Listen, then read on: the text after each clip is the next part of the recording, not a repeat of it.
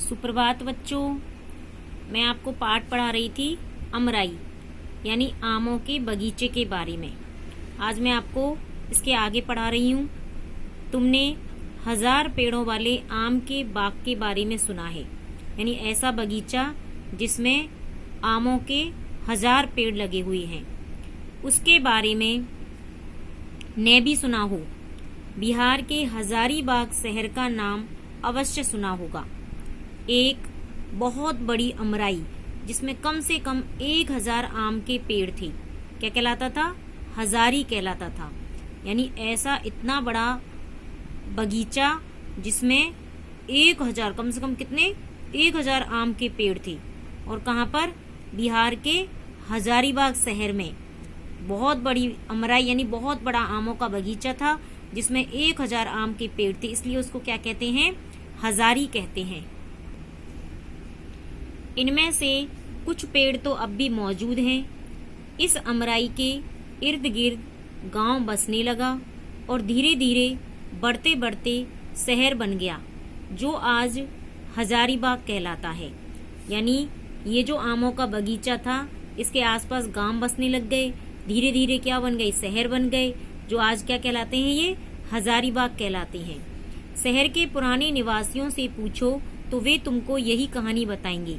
आज भी यह शहर आम, नीम, शाल और इमली के पेड़ों के झुरमुटों के बीच छिपा सा है। यानी शहर के जो पुराने जो बूढ़े बड़े हैं उनसे पूछोगे तो वे तुमको यही कहानी सुनाएंगे। और आज ये शहर जो है ये आम, नीम, शाल और इमली के जो पेड़ हैं इनके झुरमुट यानी जो पास पास जो पेड़ों के झुंड लगे हुए हैं उनके बीच में छिपे हुए हैं। अमराइयों में सभी का स्वागत, यानी आम के बगीचों में सभी का स्वागत है। लेकिन आम के मौसम में जब पेड़ों पर फल लगे होते हैं तो अमराई में घुसना खतरे से खाली नहीं। इस मौसम में बाग की रखवाली एक चौकीदार करता है।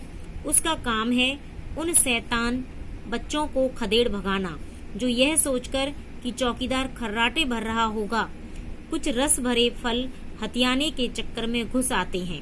यानी आम का मौसम है और पेड़ों पर आम के फल लगे हुए हैं तो उस आमों के बगीचे में घुसना खतरे से खाली नहीं।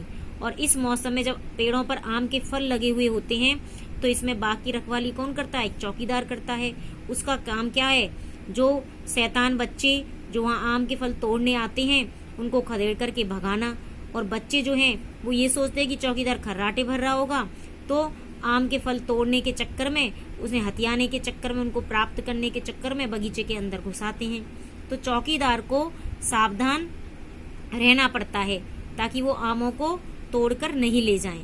अभी आम पकने पर भी नहीं आते कि उसे गांव के लड़कों से ही नहीं तोतों के झुंड से भी जूझना पड़ता है जो सारे पेड़ों पर छा जाते हैं और हरे हरे फलों को अपनी चोंचों से गहराई तक कुतर डालते हैं।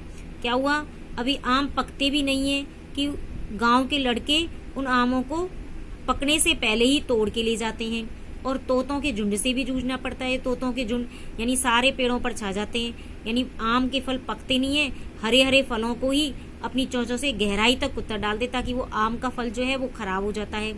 तो कभी कभी वह बाग के बीच में किसी पेड़ के नीचे बैठा रस्सी खींच खींच कर किसी ऊंची डाल पर बंधे खाली कनस्तर को खड़खड़ाता रहता है ताकि तोते डरकर उड़ जाएं। अब वो बेचारा चौकीदार क्या करे? बाग के बीच में बैठ जाता है किसी पेड़ के नीचे और रस्सी बांध लेता है, किसी ऊंची डाल पर उस खाली कनस्तर को बांध देता है और नीचे बैठकर उस रस्सी को खींच करके उस कनस्तर को खड़खड़ा बजाता रहता है ताकि तोते जो है डर करके उड़ जाएं। वह चिल्ला भी सकता है लेकिन उसकी आवाज पन्नों जैसे हरे तोतों की चीख से होड़ नहीं ले सकती। तोते अपने पंख फैलाए अमराई के चारों ओर उड़ते हैं और फिर सबसे ऊंची डाल पर जा बैठते हैं। यानी वह चिल्ला भी सकता है लेकिन उसकी आवाज उन हरे तोतों की चीख से सुनाई नहीं देती है। और तोते जो है वो अपने पंख फैला करके उस आम के बगीचों के चारों तरफ उड़ते रहते हैं और फिर वो आम के पेड़ की जो सबसे ऊंची डाल है उस पर जा बैठते हैं। तो ये पाठ किसने लिखा है? रस्किन बॉन्ड ने। तो बच्चों ये पाठ समझ में आ गया होगा। धन्यवाद।